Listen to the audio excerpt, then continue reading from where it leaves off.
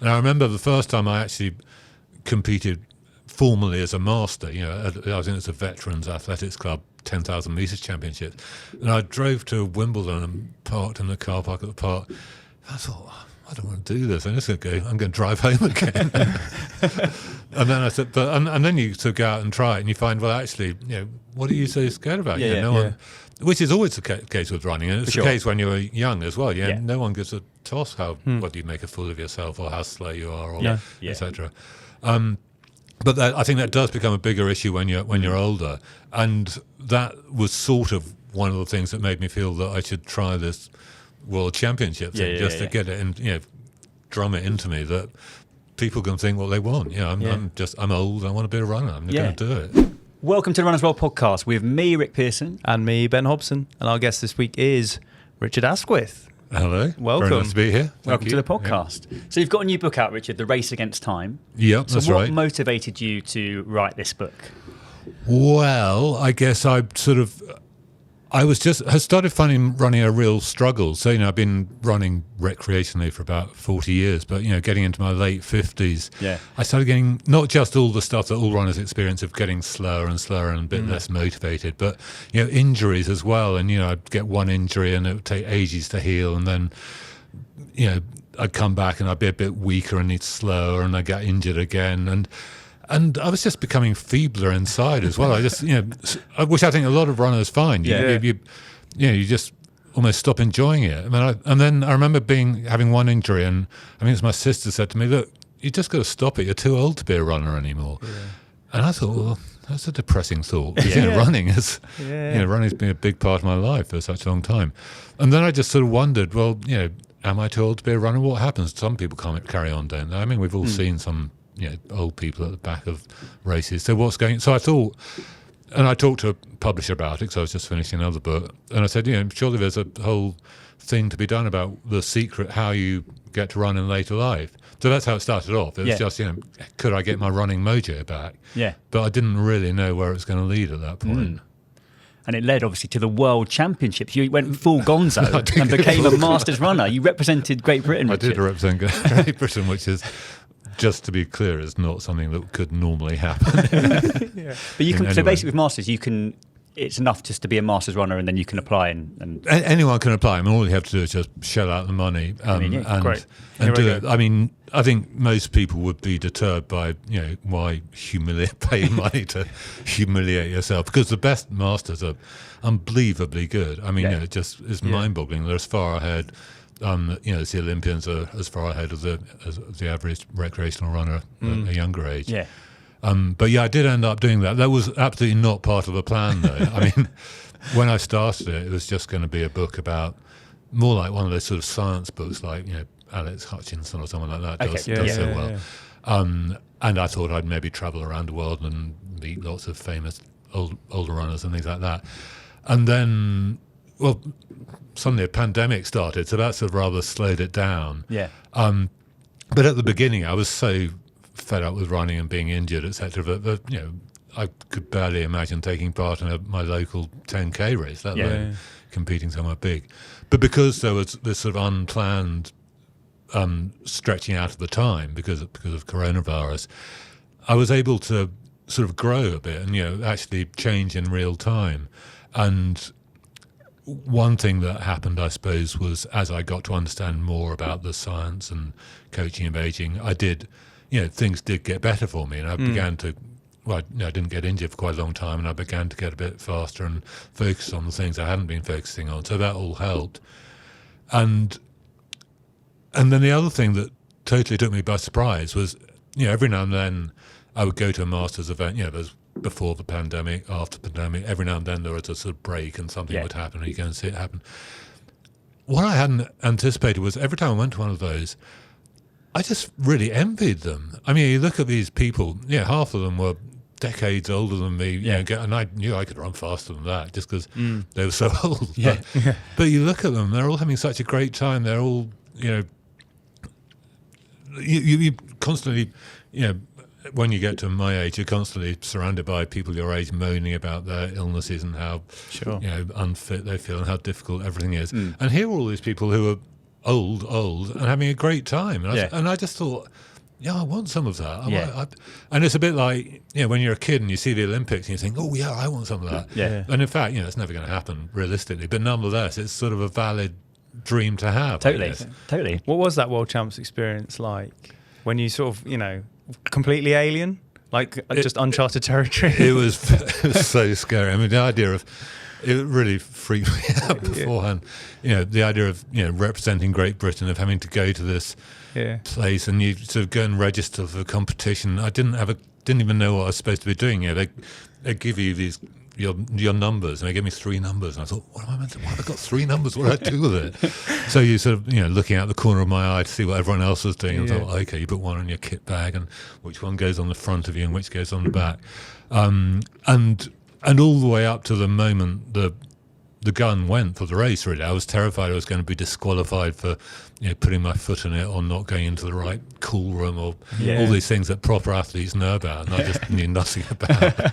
I love that you did it. You mentioned there that you didn't get injured. Maybe you were talking to the right people. What are some of the things that you discovered in terms of what ageing runners should be doing just to keep running quickly? Okay, well, I guess what I found was that I used to run sort of really obsessively keenly and was cared about times and performance and what I could accomplish. By the time I got into my sort of 40s, early 50s, it was much more about, I thought, well, my times aren't improving, why not just enjoy yourself? Yeah. So it was much more about just going out there, being active every day, enjoying nature, etc., etc. What I discovered is that, firstly, one reason why older runners are slow is because they don't practice running fast. So, if you run slowly every day, then of course you're going to be slow.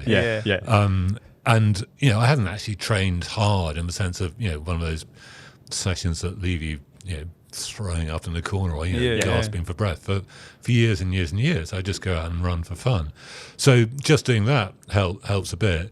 The one top scientist I spoke to said to me that if you're going to just simplify it, the 2 things you've got to worry about are strength and balance. Okay. Because from about 40 onwards, your muscles waste away. Doesn't matter what you do. You could be doing all the exercise you're doing. By the time you're 70, 75, you'll lost about 40% of your muscle mass.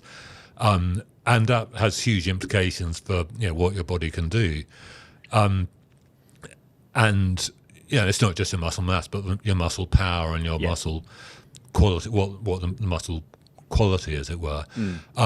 And so that means you can do less, and the less you do, then the more your sort of tendons weaken and your nerves weaken, etc.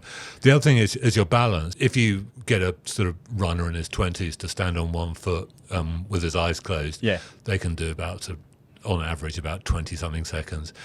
The average 60-year-old runner would be doing about 5, 6, 7 seconds. Right. It just all goes. And they don't totally understand why, and there's only a limited amount you can do about it. But if you do recognise that as a problem, and you do start thinking, well, I am going to try balancing on one leg every day, or do your shoes up, standing up. So you lift your foot to you rather than bend down to your foot. I'm not very good at that. No, that sounds hard. That does sound difficult. We had Sam Murphy, who writes the column in the magazine.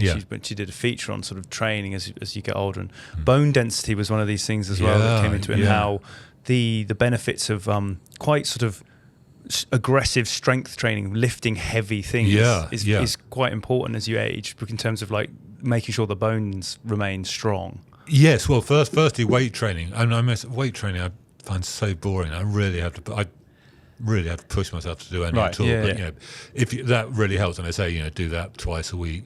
But also sprinting and sprinting on a track. So the people who really seem to age slowest are the ones who sprint, because they really their legs are somehow picking up signals that when you're just endurance running, they're not getting. And so that gives them better quality of muscle, better mitochondria, but also better bones, and you actually can sort of regain bone density.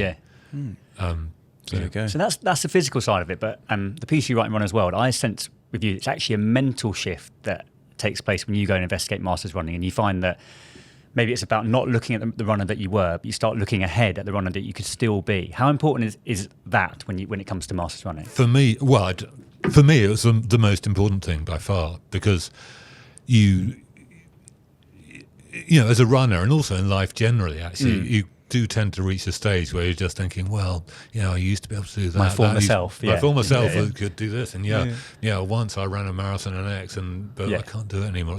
And you're just living in the past and looking back. All these sort of masters athletes I met who were, you know, seemed to be so inspiring and having a good time.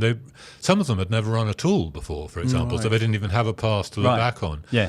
Others have been running all their lives that maybe, you know, had been interrupted by injury, or they failed to do some of the great masters runners didn't quite make the Olympics, for example. Okay. And then, so what they did in the past is sort of irrelevant.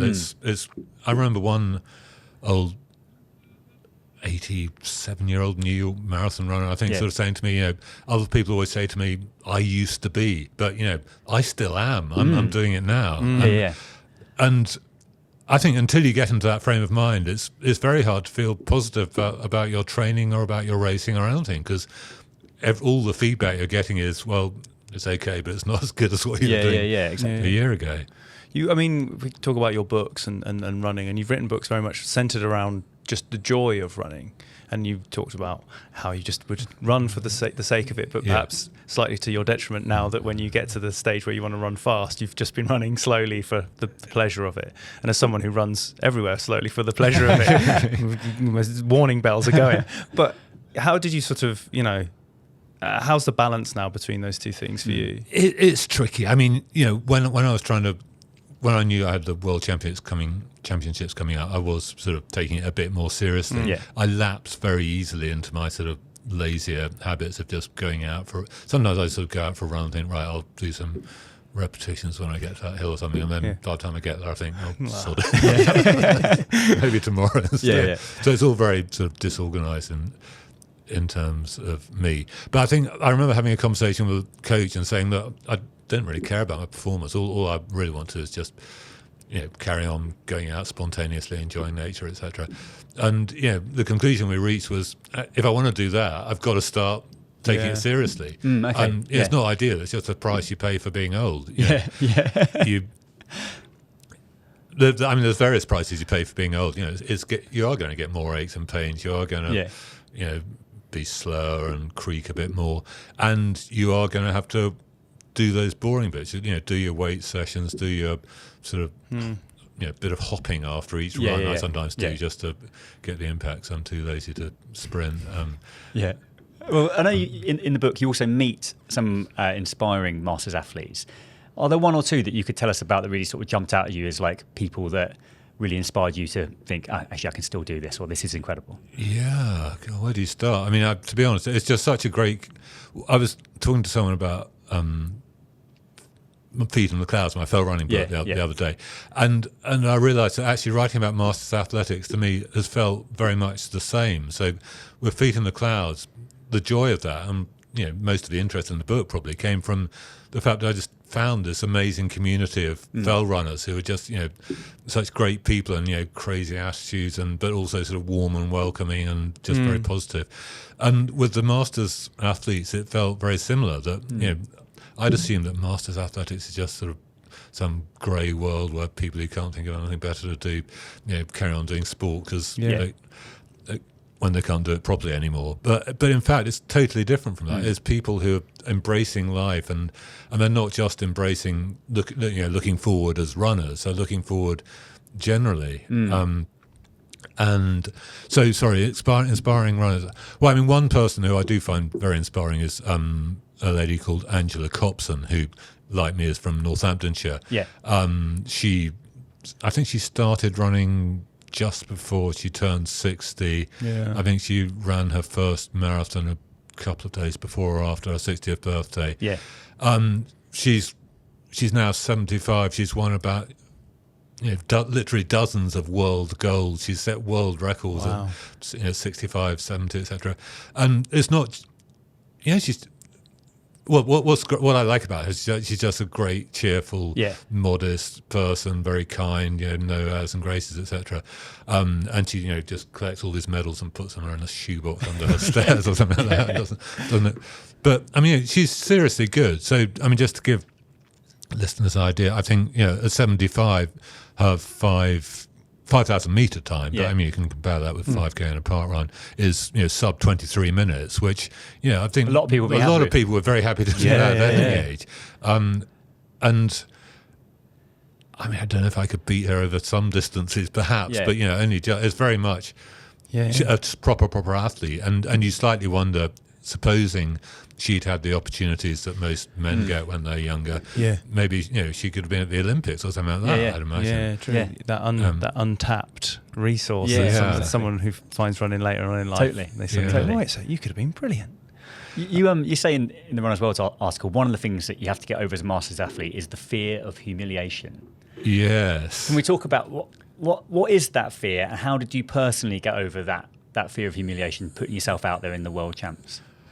Well, I mean, I don't know how you guys started running, but I think a lot of runners, when you start, when you're younger, there is that first stage of thinking, well, I don't want to go out running. People will laugh at me. And you sort of sneak out under cover of darkness. When which in fact is what Angela Copson did when she first started running at 59.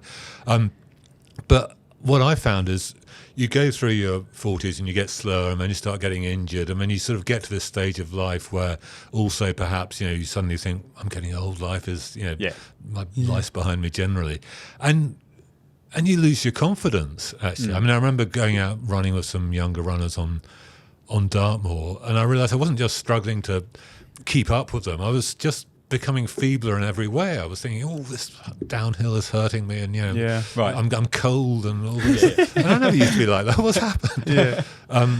And then eventually you think that, especially if you haven't been running for a while and you're much slower than you used to be. Well, I could barely bring myself even to go to a race. And I remember the first time I actually competed formally as a master. I was in a veterans athletics club 10,000 metres championships, and I drove to Wimbledon and parked in the car park at the park. I thought, I don't want to do this. I'm going to drive home again. And then I said, and then you sort of go out and try it, and you find, well, actually, what are you so scared about? One, which is always the case with running, and it's the case when you're young as well. No one gives a toss whether you make a fool of yourself or how slow you are, or etc. But I think that does become a bigger issue when you're older, and that was sort of one of the things that made me feel that I should try this world championship thing, to get it and drum it into me that people can think what they want. I'm old, I want to be a runner, I'm going to do it. Great. It's very liberating, actually. Yeah, it's really liberating. And not just in running, but again, that sort of spills out into your life. Take more risks just generally, and to do things that you would not have done previously for risk of feeling mildly humiliated or... Yeah, I think so. I mean, they say that as you get older, you sort of stop caring about what people think, which I think you probably do in some ways. But I think with physical things, you do get this sort of this nervousness. What's always attracted you to documenting the running? And in terms of, you talked about feet in the clouds and fell running, and how you've sort of found that, and what makes you feel compelled to tell those stories? I don't know. I spend a lot of time thinking I really don't want to write about me or my running, and why should anyone be interested in my running at all? Sometimes it is, I suppose, it is a way of writing about other people. So, with the fell runners, for example, I think other people had written things about fell runners before, but if that person hasn't tried it for themselves and tried it in some depth and intensity of themselves, they can't really get so much inside the heads of what those other people are experiencing. And I suppose with the older runners, I felt very much the same, but I didn't want to be just on the outside watching from the stand. I mean, there's one chapter in the book where I actually am just sitting in the stands watching, and everyone else is doing stuff, and I'm just thinking, it's pathetic. I'm just sitting here because I've got a slightly dodgy hamstring, and all these other people are doing things, and people who've been through amazing, terrible things, and just, they're just so indestructible, really. So I don't know if that probably doesn't answer your question entirely. Well, I mean, it's just more that it's just, a lot of people will go through their running careers, as we would call them perhaps, or journeys, or whatever, and they might sit with their friends and discuss it, or have like a sort of, that's their cathartic release perhaps on those sorts of things. But I think that it's really interesting when people can write about running as you do, and sort of get to the inside of either a particular running scene or an attitude or a progression in life. And I'm just sort of, it's just that sort of like sense of how you approach it. Do you sort of, as you say, is it always the people, or is it the experience? Or I suppose sometimes it's the experience. So when I Running Free, for example, which was my sort of middle-aged book about running in nature, that was very much more about me, I guess. And that sort of I think that started with just a conversation. I was sort of working part-time in a newspaper office in London and talking to younger colleagues and about the way they exercised and how, and they could, when I described even now, if I tell people what I did for my morning run, they sort of back away. Because it's kind of off-road, boggy. It's off-road, boggy. I mean, to me, it just seems perfectly normal because it's what I do. And I go out before this time of year, go out before it's light. I sometimes have a head torch in my pocket, but I don't use it because I don't like head torches, and you just sort of feel your way through the icy puddles. No, I don't have a watch. Yes, no. Richard, me and you. Sorry. I've got a Casio, but that's...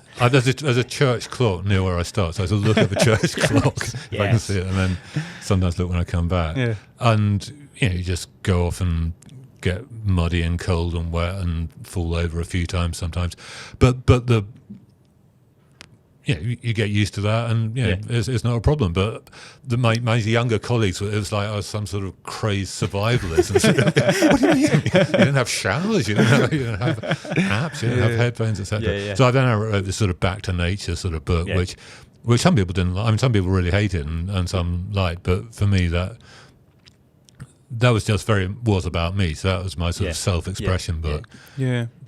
I think I find it very relatable. I'm sort of in the phase of that right now. I think that I very much enjoy took myself off of Stravas and took off watches and just go. I live quite near Epping Forest, so I just go and run in the forest. And do all of that. And I think it's very interesting talking to you now about this, and in terms of like I'm very much in that period where that's the sole aim of a lot of my runs is just the enjoyment of that process, but also now.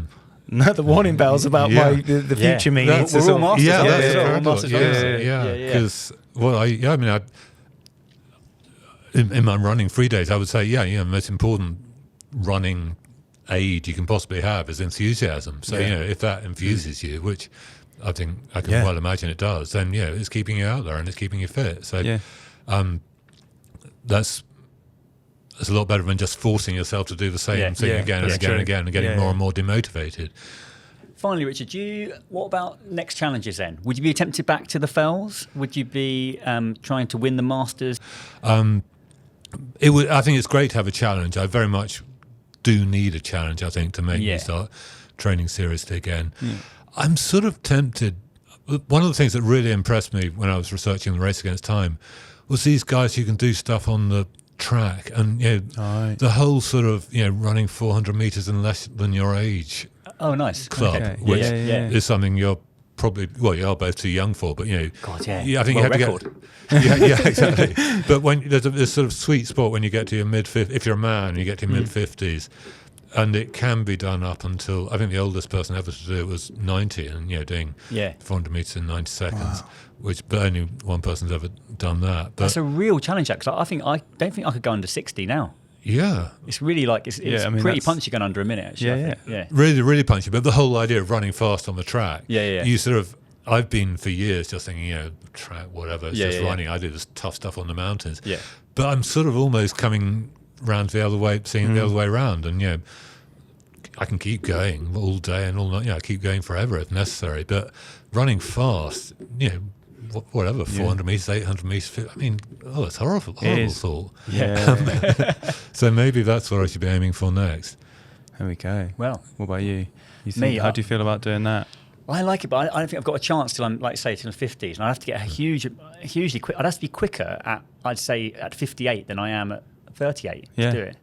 I think that's start training. Yeah, that's it, isn't it? I think some of it is expectation, isn't it? You kind of think, I'm doomed to slow down. But actually, the messages in your book suggest that actually you can arrest or even reverse that with the right mindset and the right training. So yeah, well, you certainly. I mean, you speak to some people. Well, I think I probably have, even by my low standards, sort of turned things around quite a bit in terms of time.